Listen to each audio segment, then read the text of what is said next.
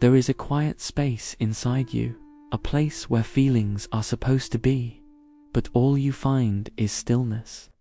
And nobody really prepares you for the strangeness of that silence. It's not that you're sad. It's not that you're happy. You're just suspended. People might think this state is dramatic, but it's often invisible. It looks like scrolling on your phone for an hour and remembering none of it. It sounds like saying, "I'm fine," because the truth is too complex to explain. It feels like watching your life through a thick pane of glass. You can see everything, but you can't touch it.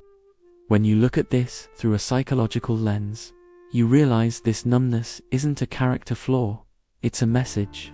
It's your mind's most sophisticated defense mechanism, whispering, "I need to protect you from something you aren't ready to process."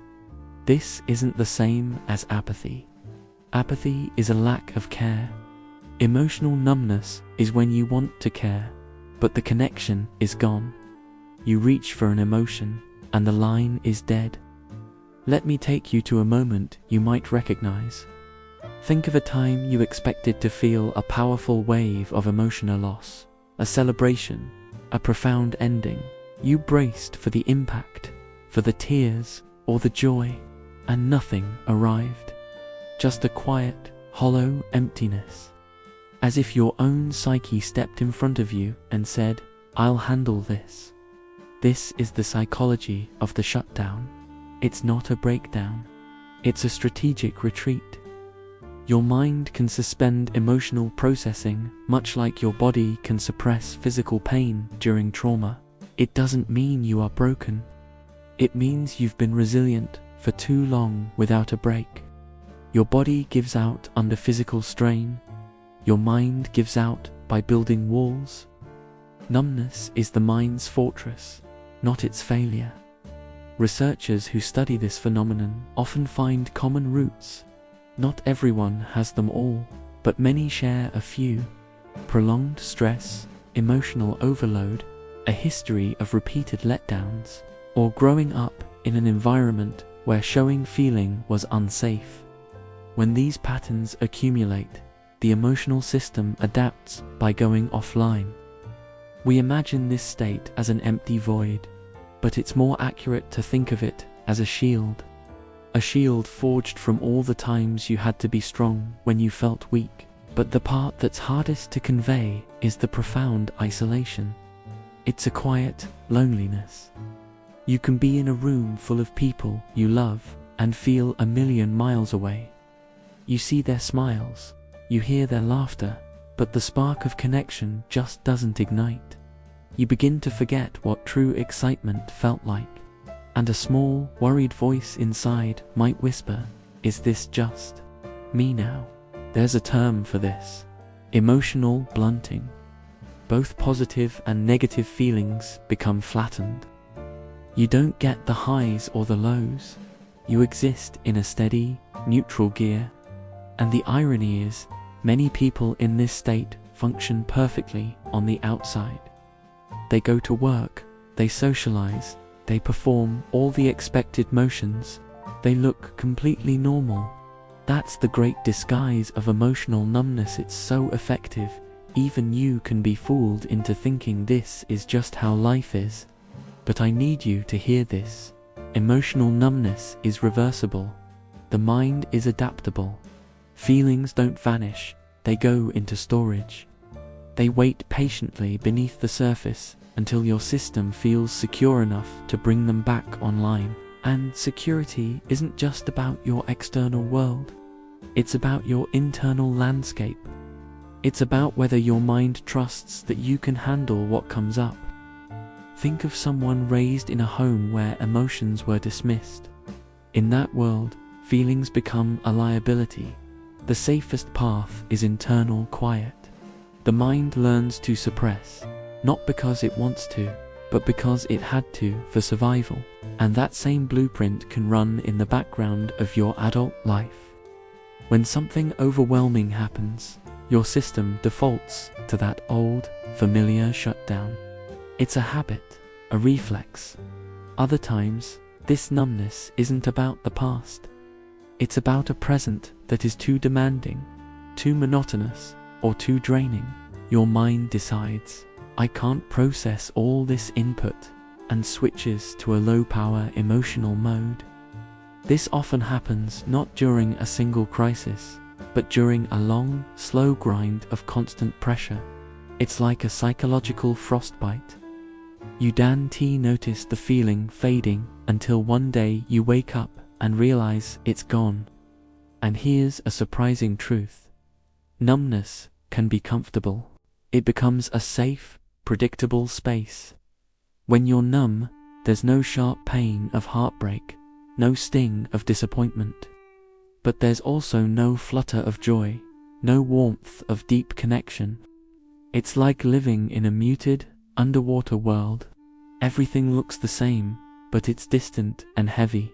What intrigues psychologists is how we try to fill that inner silence. Some people disappear into work. Others lose themselves in endless streams of content. Some become perfectionists, hoping achievement will spark a feeling. Some withdraw entirely, because feeling nothing is simpler than facing the chaos of feeling something. The methods vary, but the goal is identical: to escape the quiet within. If you've been here, you know the moments. Someone asks, "Are you okay?" And you say yes because no is too complicated. Something wonderful happens and you know you should feel happy, but the emotion is just absent. You wonder if you're becoming cold, when in reality, you are just profoundly tired. A deep, soul-level exhaustion. Most people don't grasp that numbness isn't the absence of feeling. It's the presence of too much feeling that hasn't been processed. It's like your mind turns down the volume on a song that was playing too loud. You can still hear a faint hum in the background, a reminder that the music never actually stopped. The silence isn't empty. It is full of answers. This is where psychology meets the human soul. When people describe long periods of numbness, they use metaphors. It feels like I'm watching a movie of my own life. It's like all the colors have faded to gray. These descriptions are vital because this experience isn't logical. It's sensory and deeply personal. But here is a beautiful, counterintuitive fact. Numbness tends to happen to people who feel deeply, not to those who are shallow. It's a protective pause, not a permanent erasure. The people who say they feel nothing are often the ones with vast emotional depths waiting beneath the ice. They aren't uncaring. They are guarded. They are carrying a weight they don't show. This is also why many numb individuals are highly empathetic. They can intuitively understand what others are feeling, even when they can't access their own emotions. There's a psychological theory for this. When the mind blocks internal feeling, it sometimes heightens external awareness. You become an expert reader of others because you're disconnected from yourself. But there's another, rarely discussed side to this. The fear of feeling again. Many who are numb secretly worry that if they start, it will be a floodgate opening. All the sadness, anger, and memories they've been avoiding will rush in all at once. So they avoid triggers, even positive ones. They avoid deep connection because it requires vulnerability. They avoid love because it demands openness. This creates a painful paradox. The fear of feeling becomes stronger than the longing to feel. It's not that they don't want joy. It's that joy comes with the risk of pain. And after you've weathered enough emotional storms, even calm weather feels threatening.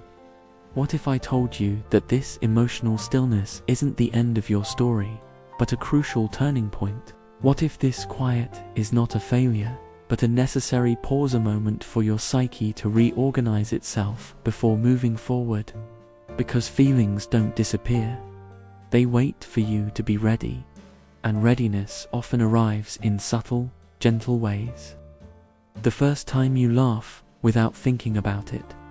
A small, unexpected spark of curiosity, a conversation that actually makes you feel present, a song that gives you a chill you haven't felt in years. These might seem like small things, but they are signals, signs that the life inside you is reawakening.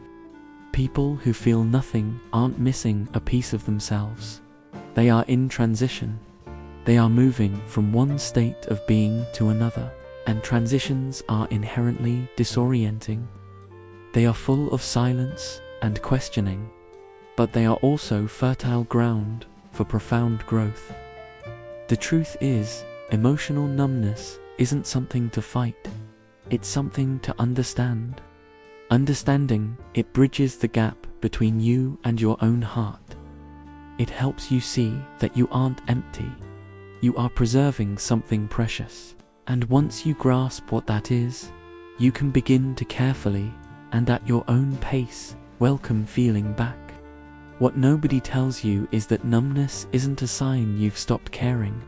It's a sign you've been caring for too long, without a safe outlet for all that tenderness. Eventually, even the most resilient heart grows weary of being the one that feels everything first, carries everything longest, and conceals everything deepest. So the mind intervenes. It wraps your heart in a layer of quiet insulation, not to imprison you, but to give you room to breathe. And perhaps this is the greatest misunderstanding of all. Numbness isn't coldness, it's preservation. It's your inner world hitting the pause button until the outer world feels safe enough to press play again. You are not broken for feeling nothing. You are protecting yourself in the only way your mind knows how. If this exploration resonated with you, please support our channel by liking this video and subscribing to Winds of Thought for more journeys into the human mind.